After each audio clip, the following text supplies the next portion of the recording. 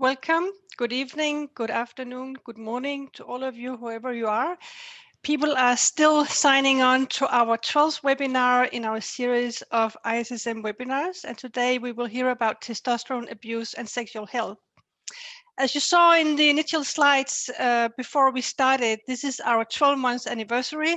So this has really been a success for ISSM to run these webinars. And first of all, I would like to thank you, everyone who has been involved in it. We have had a lot of people working very hard on organizing these webinars. So I want to thank you, all the organizers, especially the Education Committee chaired, the webinar chair, Patricia Pasquale, and the whole committee for all the work they've done.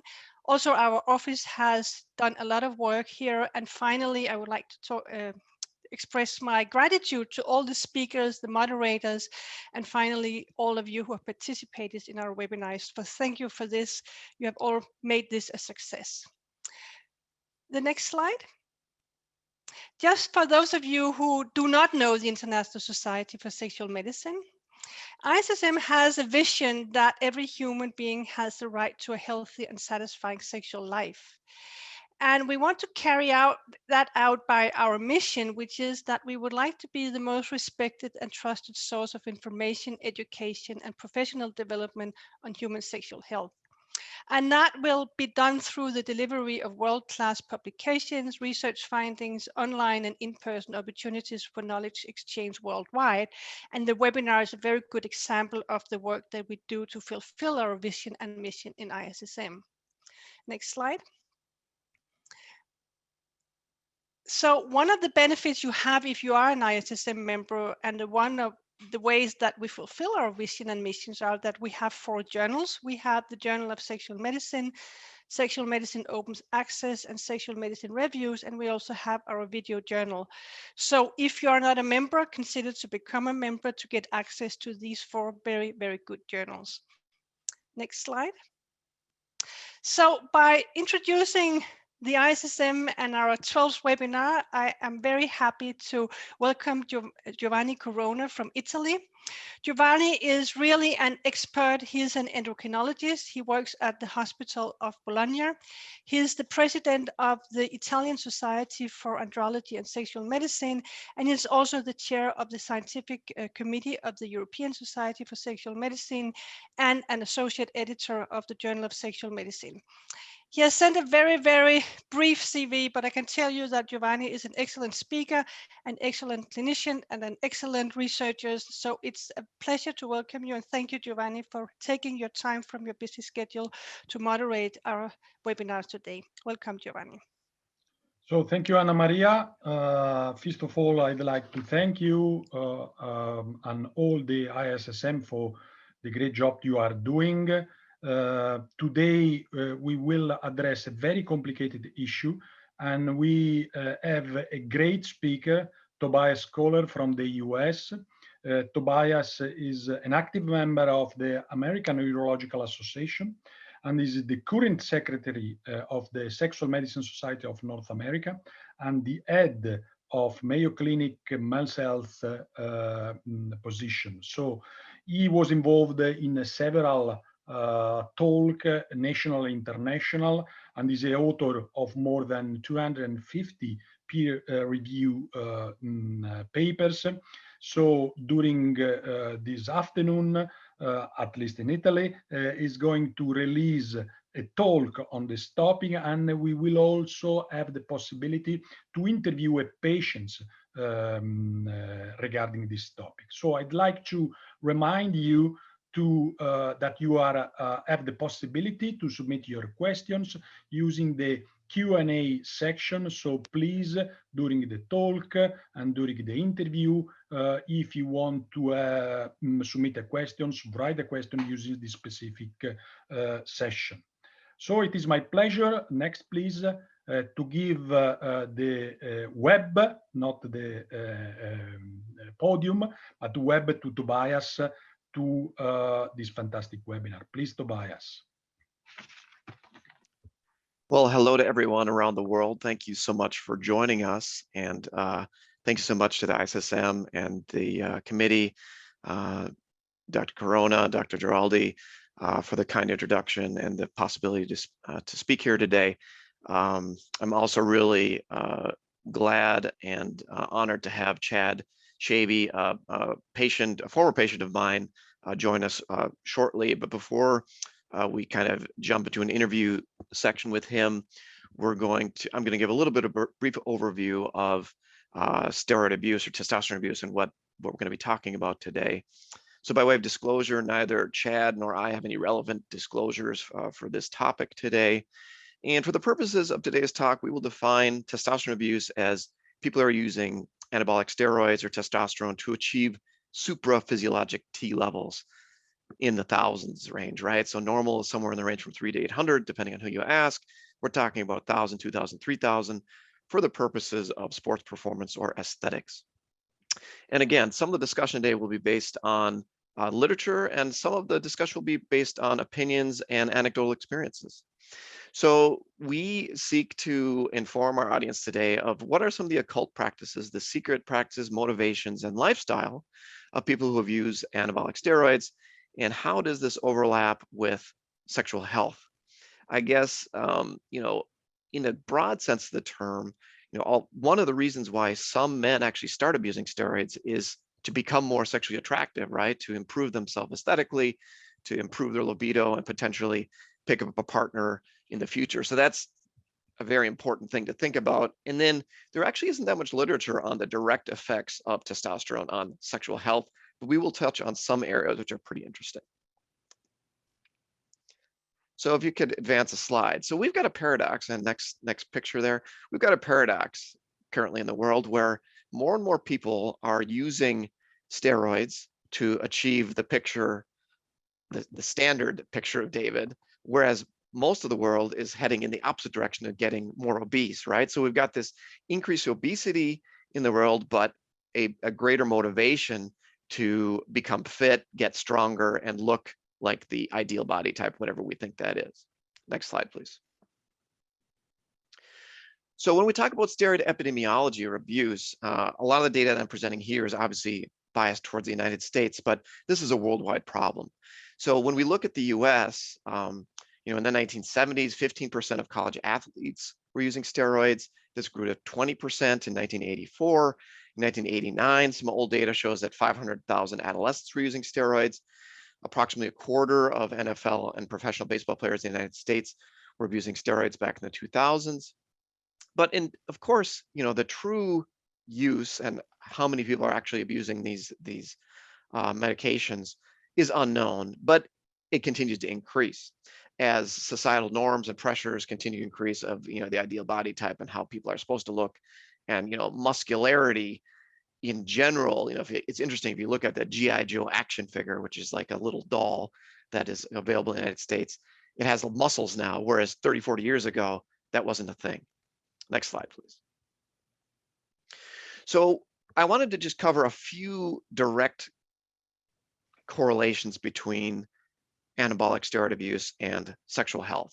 So an obvious one, of course, is that of fertility, because we know that testosterone is an excellent form of male birth control. It's still a little bit scary that about a quarter of urologists will say that, testosterone should be used for male infertility treatment. Of course, that is incorrect. If you use testosterone, then you will stop making sperm. But when we actually talk to steroid abusers about how many people actually have problems with fertility and whatnot, it's pretty rare. So only about 15% express regret with using steroids and not being able to have children. And of those who have problems and seek treatment, which is a low percentage, about 14%, most of them get pregnant with treatment.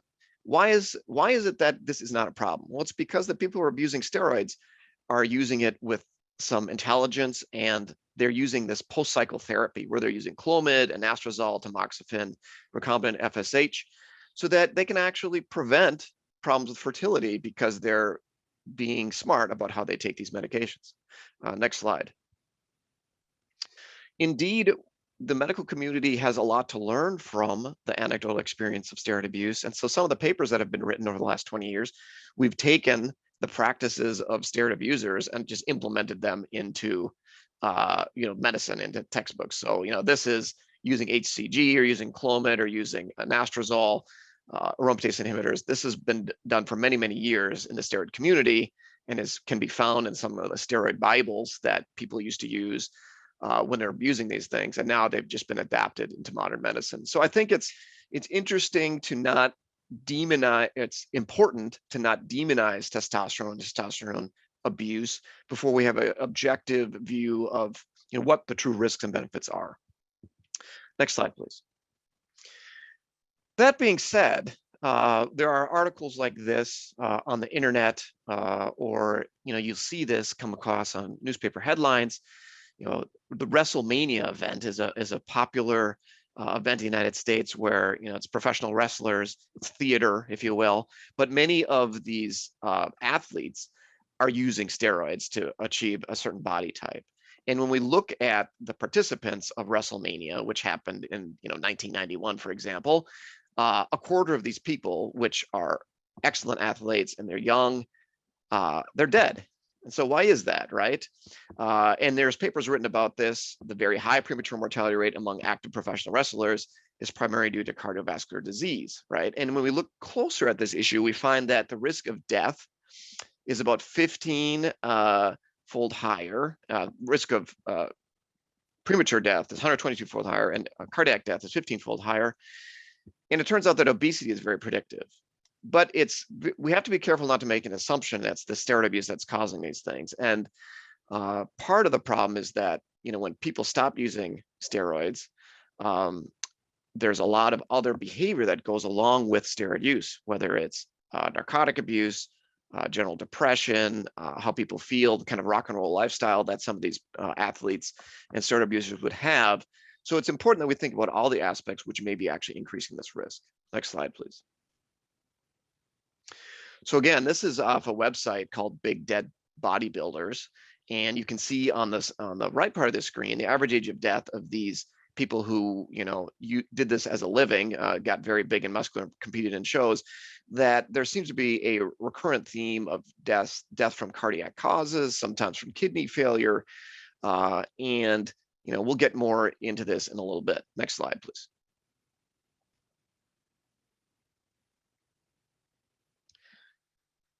More literature, advance one forward, the blue box will appear.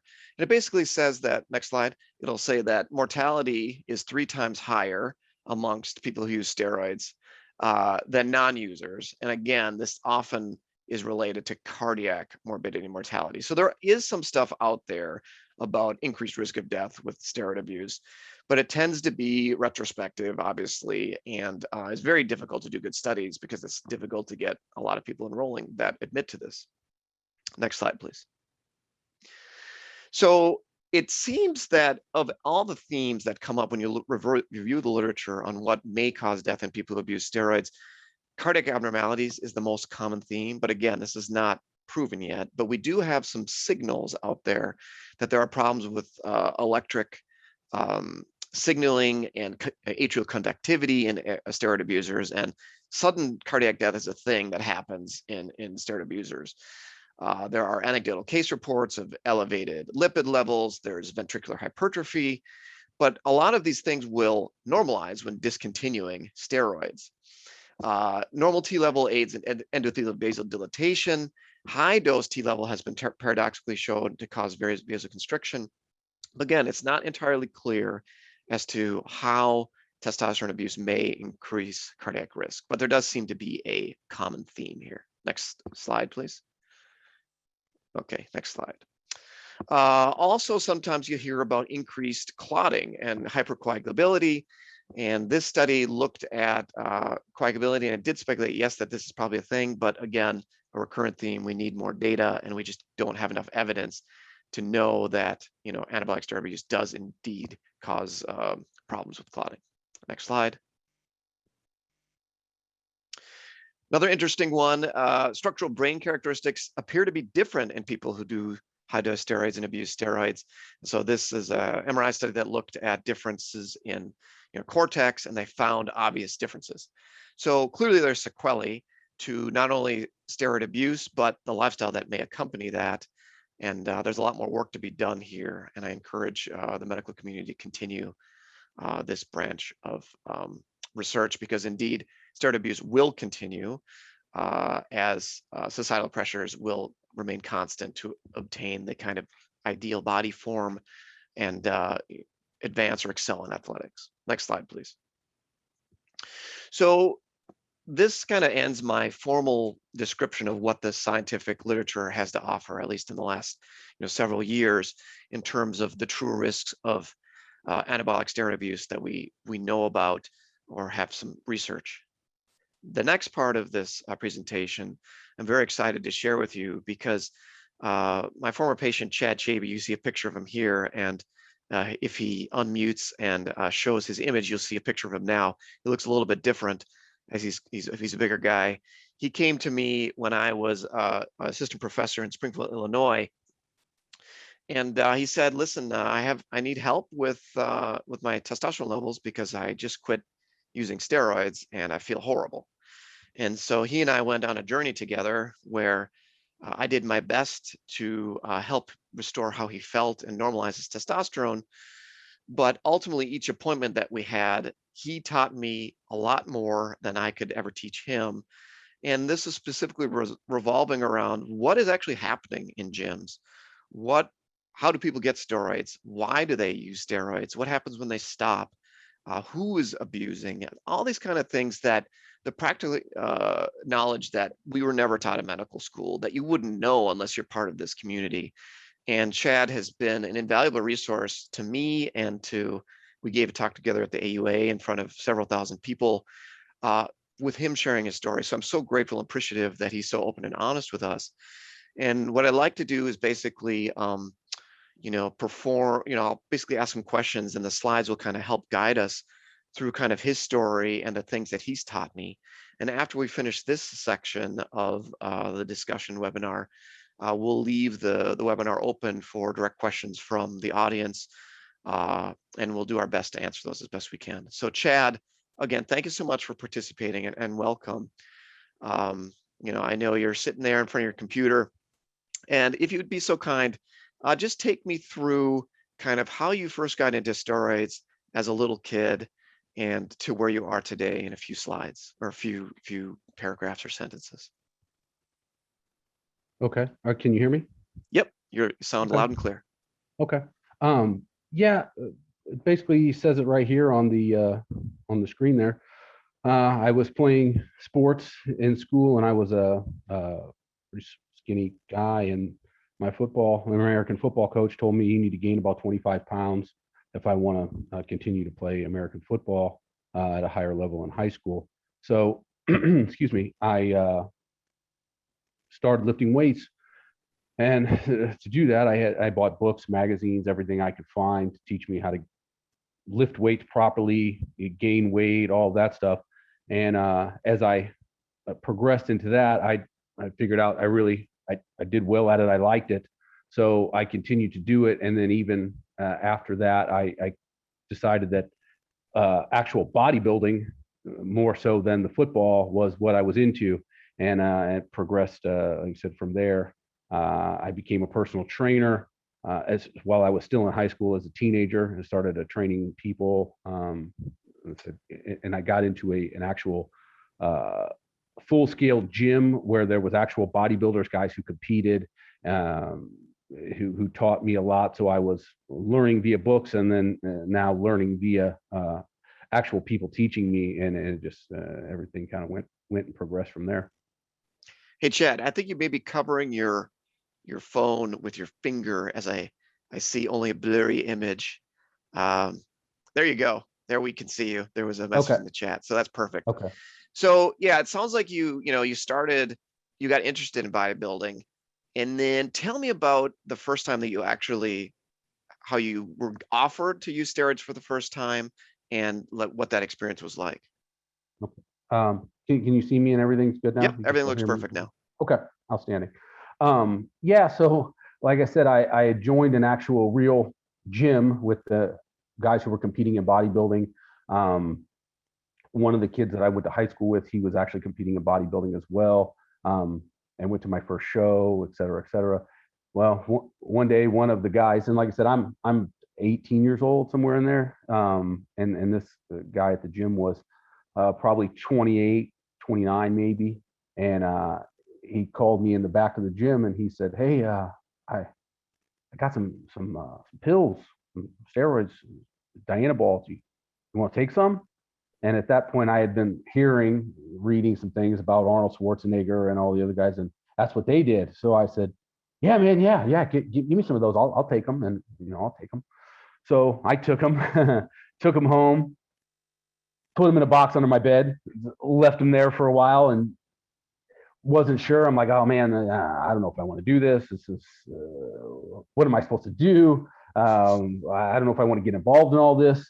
And so finally, I took the thing of pills out, put it on my bed. I pulled out a magazine and a book that had Arnold Schwarzenegger and those guys. I thumbed through it, and I thought, you know what, whatever, it's fine. I'll take it. So that entered my realm. I took them for a few weeks. And when I went back to the gym, somewhat later, and I talked to the same guy who had the pills, like I said, I'm an 18-year-old kid, and he's a grown adult. So to me, 28 years old, and I said, he goes, "Did you start taking the pills?" I go, "Yeah, I did. You?" He goes, Yeah, I started taking them. And I said, "Did you think about it at first?" He goes, "Yeah." I sat there and stared at him for about a week before I took them. And I thought, "Oh, good, it's not just me." So if this guy was kind of a little bit weirded out to do it, then I guess I was too. So I felt way better about that. So that like I said, that kind of started it. And then, so that was probably 1997. And then, I did that one round of like 4 to 6 weeks or whatever it was. And then after I joined the military, I got out of the military, I started getting back into weightlifting, working out. I'd been in it about a year or 2 years since at that point.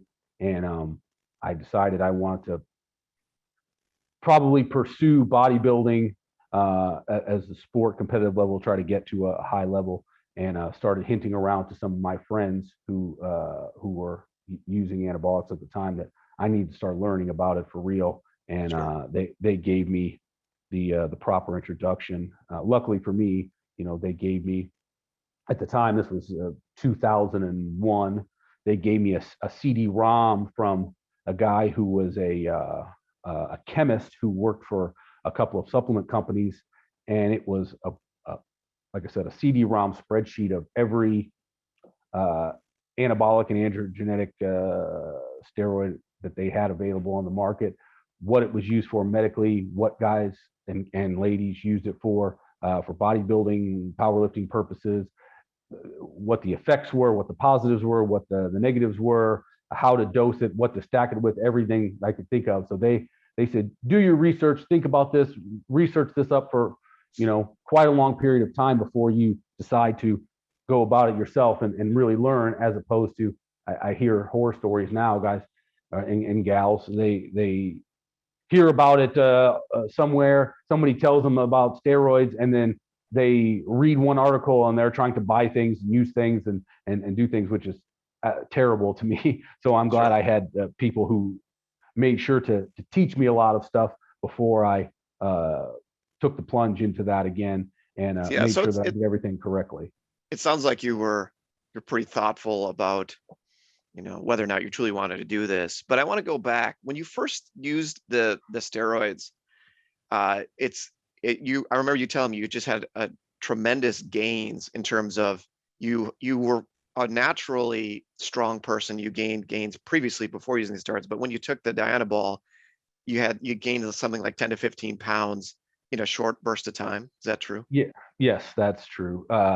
Like I said, with Dianabol, a lot of it is water weight, et cetera. But at 18 years old, when you're lifting correctly and eating everything in sight, I gained weight. Like I said, prior to that, I gained about 25 pounds in 4 or 5 or maybe 6 months. So then after that, when I used Dianabol, I gained 10 to 15 pounds in 4 to 6 weeks. So it's like, man, and that's kind of the allure of it, is that for people, is that if I sat down with someone who's walking in the gym and they say, hey, I want to take steroids, and I go, well, if you do, A, B, and C, and do A, B, and C 100% spot on for the next 2 years, you could gain this. And then they talk to somebody else and they go, yeah, but if you do A, B halfway good, C halfway good, and take steroids, you get that same result in 6 weeks or 10 weeks or 6 months. A lot of the time they're going to go with that just because that seems like an easier way than to say, Absolutely. 2 to 3 years, Yeah, so I think that's a good transition into, why do most guys start steroids? I mean, you've been in the gyms, you were there when a lot of people are embarking on this decision. And indeed, I found it so interesting that, you were very conflicted about taking it for the first time. And then you even had this tremendous success, but then waited several years before getting into it again. So why do most men start steroids, you think? It's a combination. It just kind of depends on the person. Some of the reasons, of course, people want to use it for sports. Here in America, the baseball, football, internationally, soccer, weightlifting, powerlifting, whatever. Some people want to gain an edge. Some people, like we've talked about previously, I think it says something on the slides there. Some people are decent players in whatever sport they want to be in, but they want to excel further. So they're given talent, nature, ability, everything else got them so far, but they don't have the skill sets at the level of the others to go to the next level. So they start pursuing anabolics to give them the muscle strength, the speed, the agility, the recovery ability to move on to the next level. You have some people who, like it says there, that's my little joke always, the person in the bar who wants to hold a beer bottle so they can hold a bottle and flex their arm and look like they're big so they can pick up a female, or a female wanting to look slim and fit in a certain way so that they can attract males. I mean, it's a vanity thing for some people, and some it's it's a way to, in their minds, well, if I'm doing this and I do this also, it's going to increase my motivation to achieve this goal or do this or do that. So they use that, or they figure they can get faster results by using. Of course, people who pursue bodybuilding, powerlifting, things like that, as they want to pursue it as a long-term career, at a certain point they get where they can get naturally, and they realize that if they're in an organization that doesn't drug test, that at some point they're going to have to either max out with their natural ability and be okay, or they're going to have to enhance to become a top level powerlifter, bodybuilder, or whatever they're choosing. So they know at some point when they choose that career path that is going to come up, and if they're willing to go there, Sure. it says there, we'll explain on this, a bigorexia. Some people they start growing, they get bigger, they get better physiologically. Their body looks good. They get where people go, man, see that guy, he's big. Oh, see that lady, she's muscular. But then they don't see it. All they see is, they still see the small person, inadequate person, whoever it was, looking at them in the mirror, and they go, I need to get bigger, I need to get leaner, I need to get better. And they're always chasing that. So nothing is ever good enough. They never see what everyone else sees. They could be the most jacked 300-pound person in the world, and they look in the mirror and all they see is the little small person who started out, and they don't see that they have arms this big. They still see their arms are this big, and they're like, oh, I got to get bigger, I got to get better, I got to get more ripped. And it just is a continuing cycle. So they just can continue doing that. And then like it says, as you get older, you get injured and you want to rehab and you want to make your recovery faster. So if these tools are available, growth hormone, testosterone, nandrolone, different things for recovery ability, then people pursue those because they want to recover faster. They're not repairing as fast as they did in their 20s, and they want to now, and especially as they get older, they're going to get more injuries as they get older, and they're increasing with certain things with whether it be running or other sports.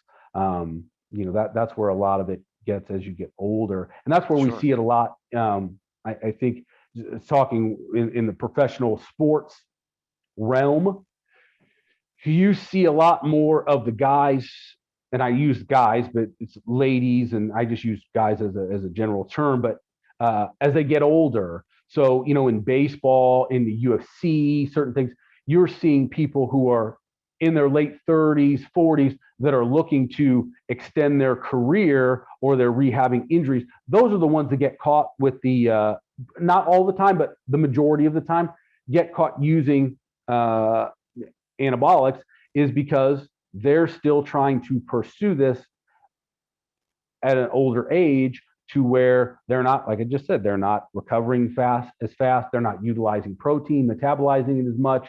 They're having a hard time keeping up with the people who are in their 20s. So, especially in baseball, because, and I think some of it in soccer, I don't know what they European football, I don't know what their policy is with it and things like that, and their older players, but especially with baseball, when they were making such a huge fuss about it in American baseball, those guys were in their 40s or late 30s. They weren't catching guys who were 20, 21, 22, 23 very often using anabolics. It was the guys who, they're 35, 36, they're coming up on the twilight of their careers, and they're offering them $40 million to stay on for another 5 years. Well, of course, if this guy says, if I need to stay on for 5 more years and I need to produce, and I think the best way I can do this is to sustain my body like I'm in my 20s, they're going to do it. And I mean, is that bad? They want to win. So how bad is that? They're doing what they think they need to do to fulfill their contract needs. And so if the league and other people don't want to do it, they shouldn't be letting teams give those guys those huge exorbitant salaries as they're getting in their later part of their careers, because they're going to start exploring those options. Let's move on to, thank you for that discussion. Let's move on to the next slide. Talk a little bit about, some of the direct side effects that you've seen steroids. I mean, before the call, we talked today, and the interesting thing about steroids that you told me earlier is that, you very rarely have problems with erections with steroid abuse. As a matter of fact, the opposite is true. Your libido is through the roof, but it's when you discontinue the steroids that maybe problems with the penis start to manifest. Can you tell me a little bit about that? Yeah, I mean, like I said, it's when you're what we were talking about earlier, and just to clarify for the people that are out there, when we're talking about normal use, like Dr. Kohler said earlier, on your medical variances, you could be at normal at 500 to 800. We're talking, when we're talking about abuse, we're talking people's testosterone levels, like he said, 2,000, 2,500, 3,000, and I've spoke to Dr. Kohler about this previously, up to 5,000, and that's not speculation. I've seen that in people's blood work, and shared it with Dr. Kohler as well. So he actually saw the blood work himself. So yeah, when you're at that level, you usually continuously erect. Thinking about sex. You're like a 15-year-old kid. That's all not all you're thinking about, but I mean, it doesn't take much to get you going in the mood or get you moving for that. I mean, you could smell a person of the opposite sex and be ready, willing, and able to take care of things in the bedroom. So it, like you said, some of the other things is as you go off of them at a high dosage, and that's not necessarily going to be the case with people who was a casual steroid user in the gym who might be using, when we're talking about these things, we're talking about, 800, 900, 1,000 plus milligrams of testosterone a week.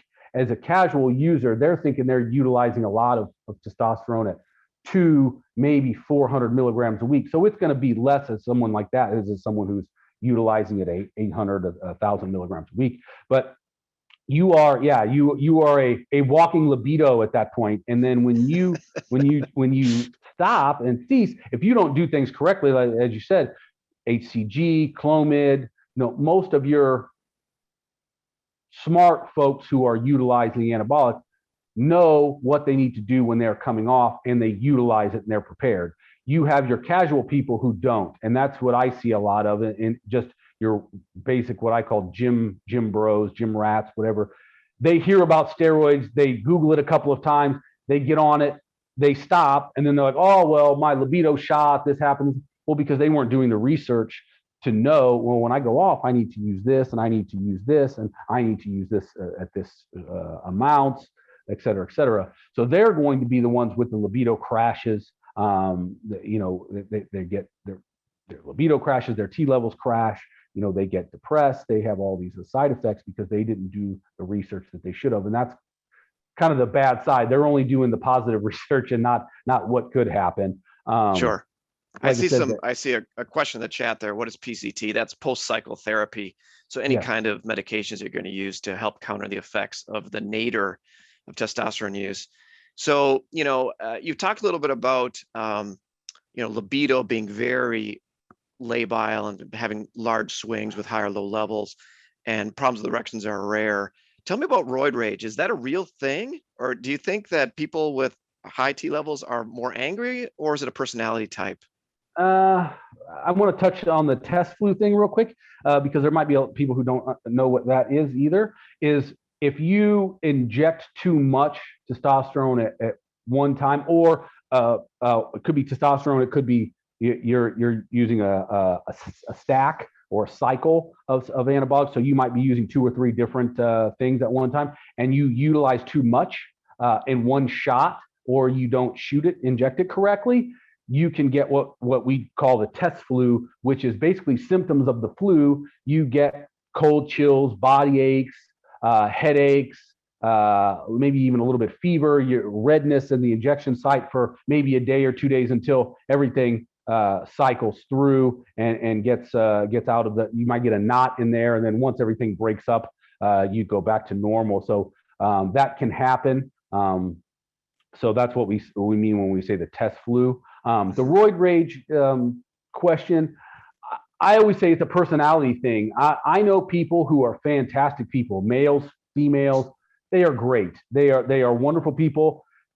They take high doses of anabolics, and they're still wonderful people. A guy that I used to train with, he was the nicest guy in the world, and he could be on 800, 1,000 milligrams of testosterone and other anabolics.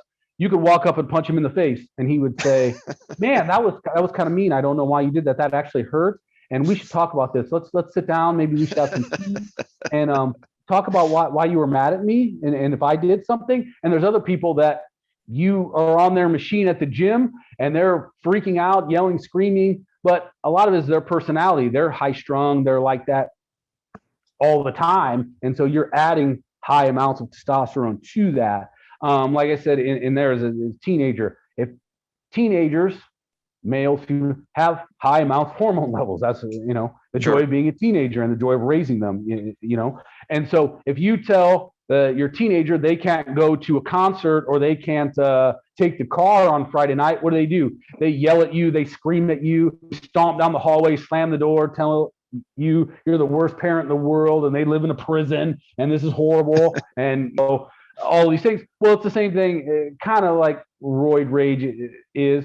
It's just amplified because if you're looking at a lady who's muscular and she's upset about something and freaks out, or a guy who's 200 or 100 and some odd kilos and he gets mad and he throws a dumbbell or calls you a name and he's a little bit aggressive about it, you're going to be a little bit more terrified than the 16-year-old kid who called you an a-hole because they couldn't use the car. So, Sure. you know, like I said, it's a lot of personality variances in that. So it's not, to me, it's not really a thing. It's more of a personality disorder because, you know, if you bump a guy on the street in a car and he screams at you that you dented his bumper and you did this and that, if he's not a muscular person, you're not going to go, well, that guy's a roid rage. You're just like, oh, that guy's just, an a-hole. But if it's someone who's muscular, all of a sudden, oh my God, it's roid rage. They were going to do this, do that. And I think part of that too, that they've used in movies and et cetera, is to discourage people and freak people out.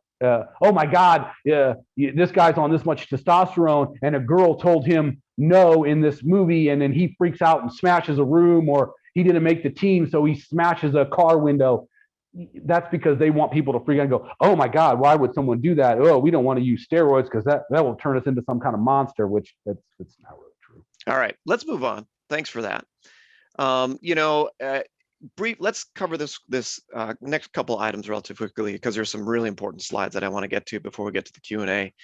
How do you get steroids these days? Is it the internet or is it the guy at the gym still? Depends who you are, I guess.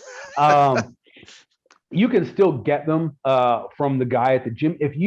And a lot of people do still utilize that because they don't want to incur the risk of utilizing the internet, because if they have something sent to their house, their spouse could find it, their kid could find it, the mailman could find it, something could happen.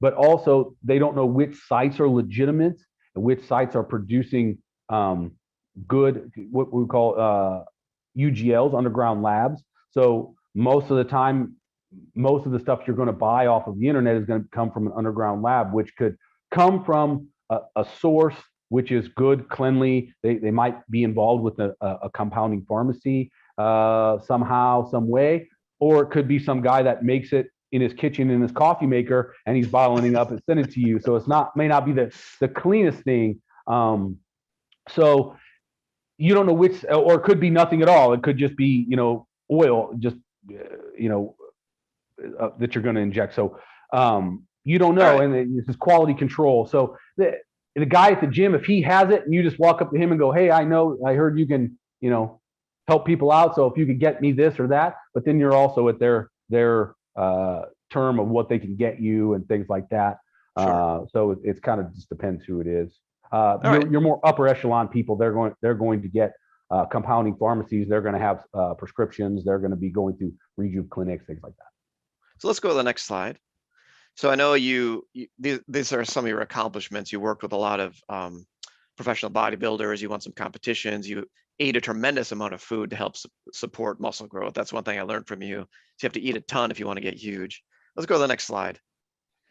So there was one day in clinic, they were sitting there and I said, well, what if I wanted to gain, 10 pounds of muscle? How long would it take me? What would I have to take?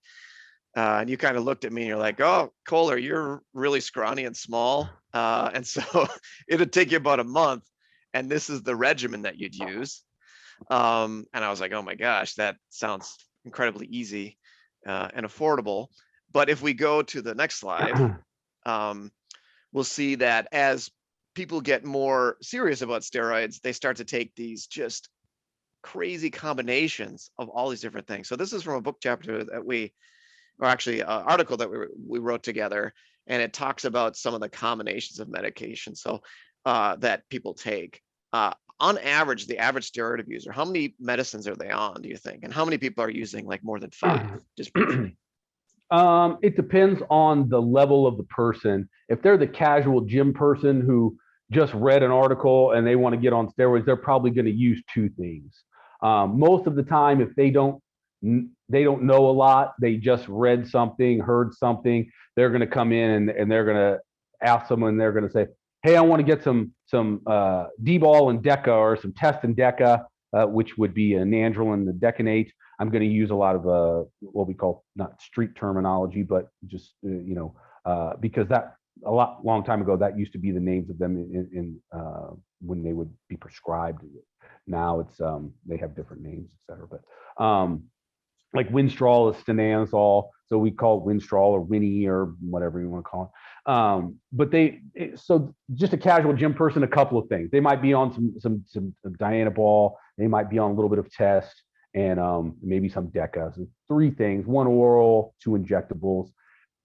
If you're getting up into like mid-level folks who want to, and even people who, if they just want to get leaner, or whatever their goal is, they could be on 1 oral, they could be on no injectables, they could only be on injectables, they could, and you know, so if they're just doing it for a sport, it could be 1 thing, could be a couple things small.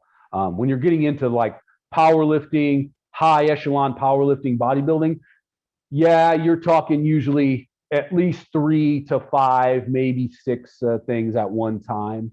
And then, you know, it says on there, clenbuterol, cytomel, those are not actual anabolics. But we still count them as utilizing it in the cycle, especially when you're doing a contest. So those would be in there as well. So those could be part of the 5. Those could make 7, depending on what your goal is and what you're doing. And like I said, and the higher level you are and how long you've been utilizing these is going to surely bump up what you're taking, how much you're taking, and how many things you're on at one given time. Also, your genetic potential. If you're a really genetically gifted person, you could be at a high level of a professional bodybuilder and be taking half of this, as opposed to someone who's not genetically gifted and has to be on this or more to achieve the same thing. Perfect. Let's go to the next slide. So there's a picture of you in your competition days. Next slide. Yeah. So do people who abuse steroids do any kind of testing? Like, do they worry about PSA or sleep apnea, or, I mean, what do you get? Briefly, what is checked? Now, yes, they do. People like I said, I'm not utilizing the casual gym goer. I'm talking like your mid-level and higher bodybuilding folks now, as opposed to even 10, 20, 30 years ago. Yes, they get tested a lot. They are getting their blood work tested. They're getting their liver enzymes tested. The kidneys, they're getting full panels. They're going to their doctors, or they're using, rejuvenation clinics to get full workups on their thyroid, all kinds of things, which is good. Like I said, 10, 20, 30 years ago, no, you didn't get blood work. You didn't do anything. Because if you went to the doctor and said, hey, I need to get a panel done, I want to check things. Well, if something was elevated or this, your doctor's going to freak out, and he's going to question you on all kinds of things. You're not going to tell him you're on steroids, or if you do, then he's going to give you this big, huge thing about, oh my God, you're going to die tomorrow because of this and that. And people just didn't do it. Now we're getting smarter. I think there's a generation of bodybuilders who came up, in the 80s and 90s. And we're getting older, and we decided, I guess we don't need to be jacked out of our minds anymore, but we want to be completely healthy. We want to make sure, our prostate's functioning well, our livers, our kidneys, our hearts. So they got smarter, and as they've gotten smarter, they've been teaching their clients, hey, you need to keep track of this even in your 20s, 30s, whatever. And so the younger guys have actually started doing that, which is outstanding. All right, let's go to the next slide. So there's you competing, looking pretty strong. Next slide. So, we kind of know this. Your dad died suddenly, and then you stopped steroids. That's when you came to see me, and now you're on testosterone maintenance. But for the purpose of time, I'd like to get to the next slide, which I think the next couple are the most important things that I want the audience to listen to and think about.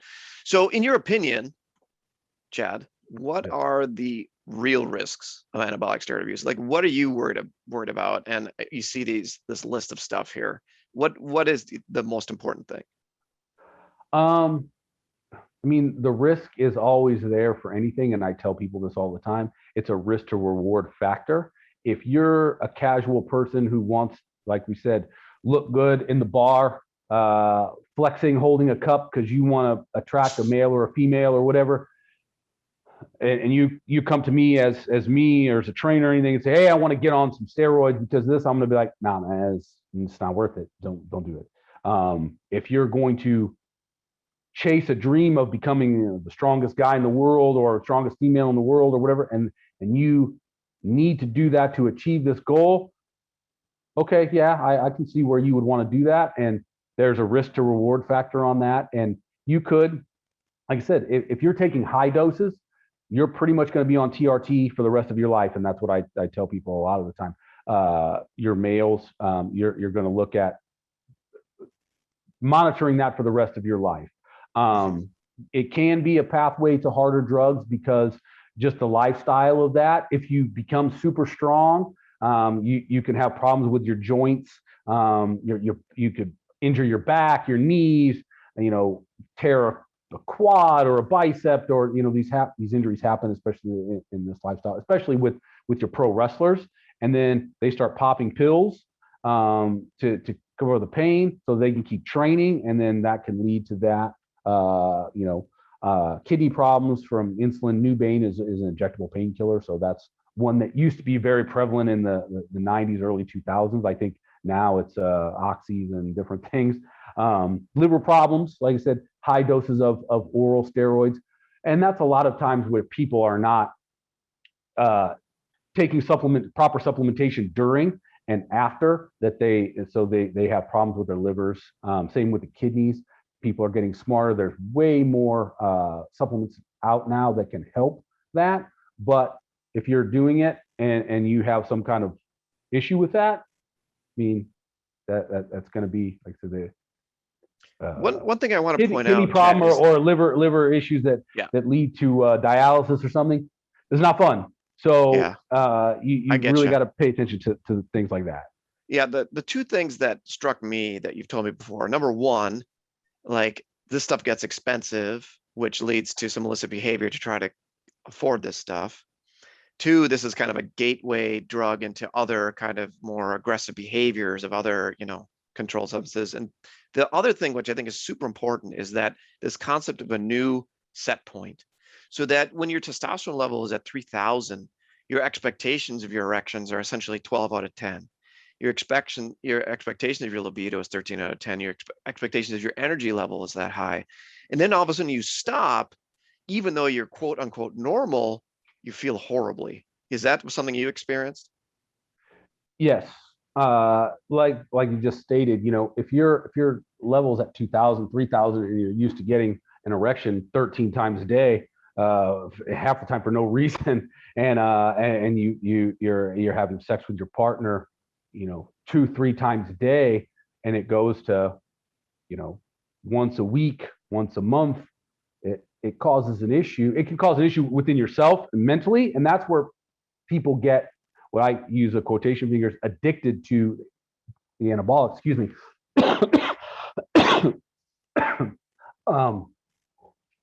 Fair enough. It's not a physical.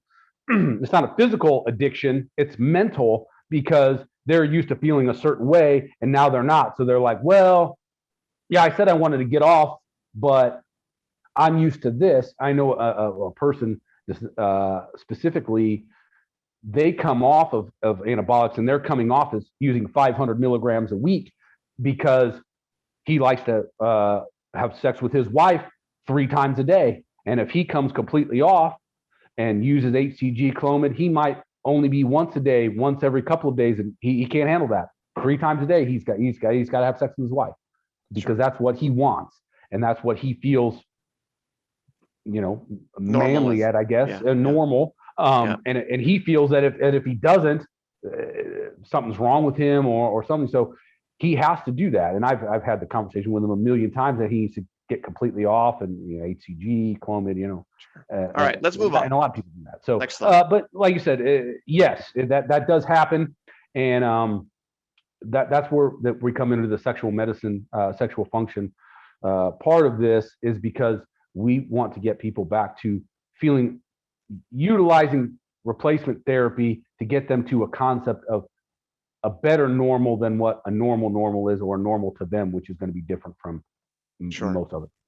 Yeah, so I was surprised to hear that prostitution is actually can be common with people who abuse steroids, but I don't think we have enough time to delve into that. But I'm going to use it real quick. That used to be the way in the 90s, early 2000s. That's not as prevalent anymore. Now everybody's doing those what do they call them? Fans only. So they don't even have, they just get a fans only page and can strip in their house and get paid. So the actual prostitution part of that is been down considerably. One good thing of the internet, I guess. Yeah. Okay. Next slide, please. So I'm going to summarize some of the things that Chad has told us. Basically, kids that are considering abusing steroids, don't do it. Your testosterone is high enough as it is, and you should be at least a natural athlete for at least 5 years before you consider it. For people who are considering steroids to look good holding a beer bottle, it's much better to just do it naturally because of the risks of after you stop steroids. And then, maybe professional athletes for rehab, that maybe that's one place where steroids should be more considered. Next slide, please. So there is some data out there showing that, high testosterone level actually does improve wound healing and joint repair. And so this is a field which is ripe for exploration. Next slide. Clearly, we know that men who have low testosterone, when they replace their testosterone to the normal levels, they're able to lose weight effectively without recidivism. So, the area of weight loss where we're considering bariatric surgery for morbid obesity, maybe we have to keep an open mind to the use of testosterone to help with accelerated weight loss with exercise and whatnot. Chad, I want to thank you so much for those candid remarks and those answers. Next slide, please. Here are kind of the take-home messages, which, I'd love for the audience to think about. Anabolic steroid abuse is common, has multifactorial origins, and should at least partially be viewed as body dysmorphic disorder. One of the people wrote in the chat here that this is exactly what probably is going on to some degree. If you're needing steroids to enhance your athleticism, you're probably never good enough to be a professional athlete anyway, so it's not worth it. Clearly, libido, erectile function, fertility can be affected by steroid abuse, but can be mitigated with some post-cycle therapy and some medications. The literature is pretty poor out there, and we need to take advantage of some of the anecdotal experiences and wisdom that anabolic steroid abusers have gained doing the experiments, and think critically about how we can do research to push the field forward and answer some real questions, which are going to be of value to everybody. So with that, I'd like to turn it over to Dr. Corona for maybe a brief question and answer session, if we're allowed to go over a little bit.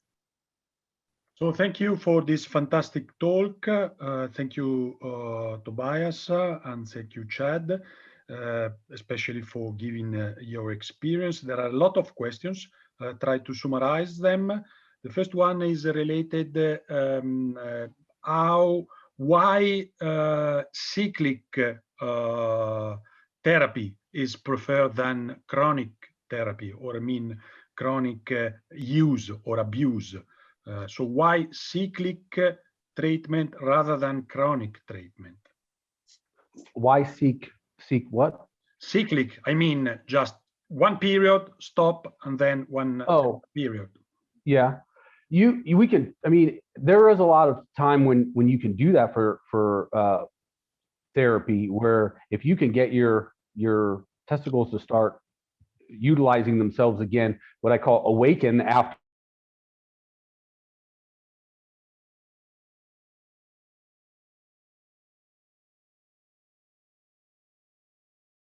as they get older. So like I said, it got people who've used, if they're abusing for decades and they're in their 40s, it's going to be a lot harder for them to kickstart their natural levels again and stuff as they get older, as opposed to someone who just utilizes it for a small period of time, like maybe in their 20s or something, and then they get off. Then they might not have to seek therapy for the rest of their life. They can utilize it smaller periods. Yeah, maybe to clarify for the audience, people who are competing with bodybuilders and using steroids, they have these cycles where they'll use steroids for 3 months, they'll get very big, very strong, and then they'll quit the steroids and they'll start this post-cycle therapy intentionally to maintain their body's intrinsic testosterone production, hormone production, to maintain the size of their testicles, to maintain their fertility. So if you take continuous steroids, your testicles are going to shrivel, you will be infertile. But the way it's done is there's these competition cycles, there's seasons, there's different goals that are obtained in different parts of the season. So that's why there's these cycles where people will use certain medicines, they'll stop, then they'll switch to a different type of regimen. And again, it's one of those things where, we apply different stresses to the body to get, different type of muscle growth. And so that's why we don't do, that's why a lot of steroid abusers don't do continuous stuff. They kind of cycle on and off. I'm sorry, I misinterpreted the question. I thought they were talking about cycling when they were doing TRT. Yes, cycling for competition, there's different levels. You're doing a competition, so you want to have a certain look. So you'll take certain amount of drugs for that certain period of time to achieve that certain look, that certain goal. In a non-competition time, you're going to then go off because we know that you can only utilize that for so long. And then, yeah, I mean, we're using a high level, high toxic amounts. So you wouldn't want to continuously use them. People who do that, they do what they call, I'm going to use a quote, bridging. So they might use total of 3 or 4 different anabolics, 2,000 milligrams a week. Then they'll get off, what they call off, and they'll only be 500 or 600, and then they'll do that for a few months. Or like myself, who would go completely off of everything, we would utilize post-cycle therapy for a certain amount of time, and then we would go back to being natural during those off periods where you're able to utilize more food, more rest, not when you're competing. So the different goals utilize the different cycles, and you wouldn't want to maintain that highly toxic amount of anabolics for, continuously for that amount of time, because we do realize that that's kind of, it's all playing with fire, but that one's playing with fire for sure. Another question is related to the fact that many so-called supplements indeed can contain anabolic steroids. So what's the question there, Giovanni? No, I get the question. So a lot of times now they're saying that over-the-counter supplements that you could buy from a supplement store, herbalist, whatever, contain anabolic steroids. A lot of times, and I see that a lot in sports, a guy or a person will get caught on a urinalysis test, and that's the first thing they say, I got tainted supplements. Well, the problem with that is that some of these things that they're saying were in the supplement are very expensive. So for someone to put that in a supplement to sell a supplement, it's hard to do. Or what can happen is they want a supplement to work really well. So you'll see they will do that. They'll spike it with some sort of anabolic, very minimal amount to make that product work. And then once people realize that product works, they reformulate it, take that out, and then sell the product again as a marketing thing. So it doesn't happen as often as the media and a lot of these athletes who get caught utilizing would like to make it seem.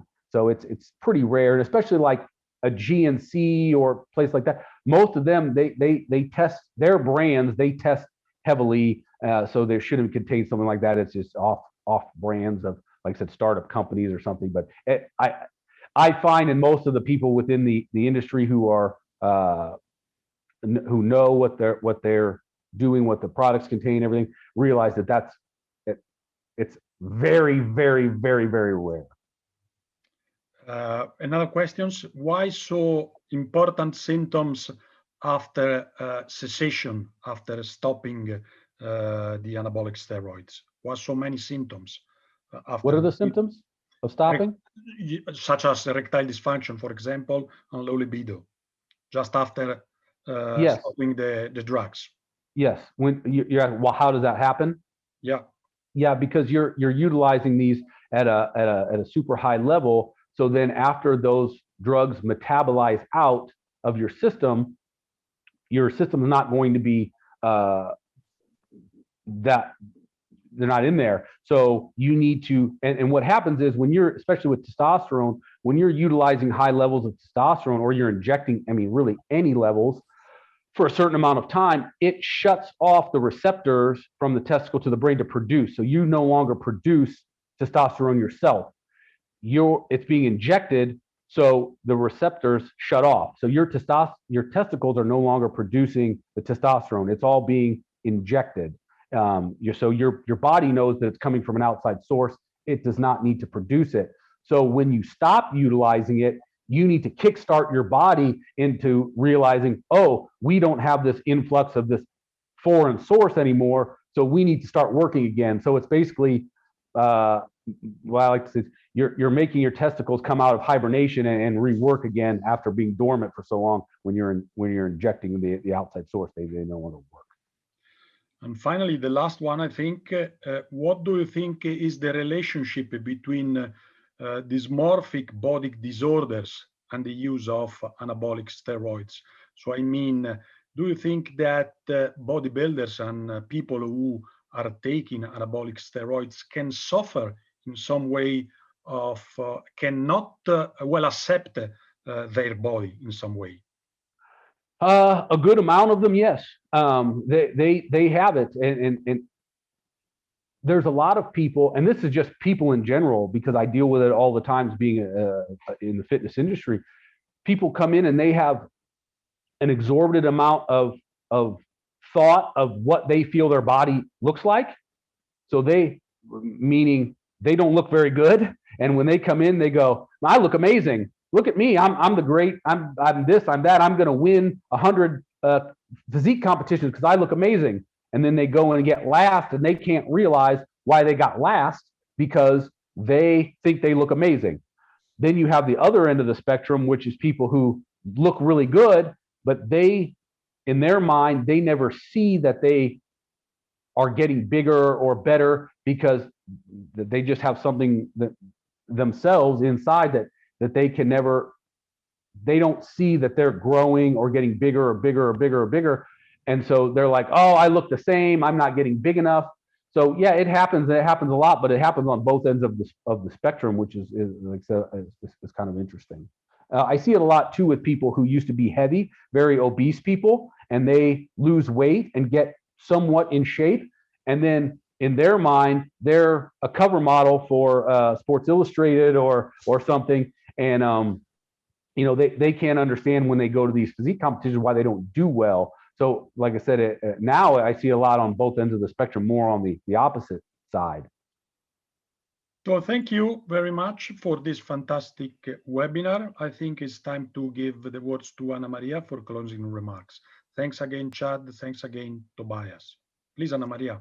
Thank you so much. And also a very warm thank you to Chad, Tobias, and Giovanni for running this very, very nice webinar and sharing your expertise and all your knowledge on this. So just for information, the webinar will be made available on demand very soon.